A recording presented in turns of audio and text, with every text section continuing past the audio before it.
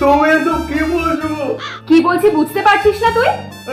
এই তুমি থেকে তুমি হয়ে গেল। এত কথা বলার সময় নেই, যা জলদি কাজ শুরু কর। এইটা আবার কি?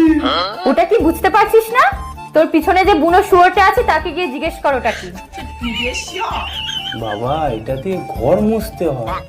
আর তুমি এত কথা বলো না, নয়তো নয়তো কি শ্বশুর ফাদার? নয়তো তোর ছাল ছাড়িয়ে ঘর মোছাবো। বল কি দিদু? সরগমা, আবার দিদি বলা? হ্যাঁ, আবার দিদি বলা। এবার কাজ শুরু করবি না আরো থাকবি?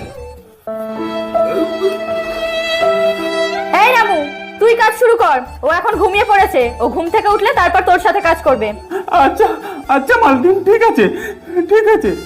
চল।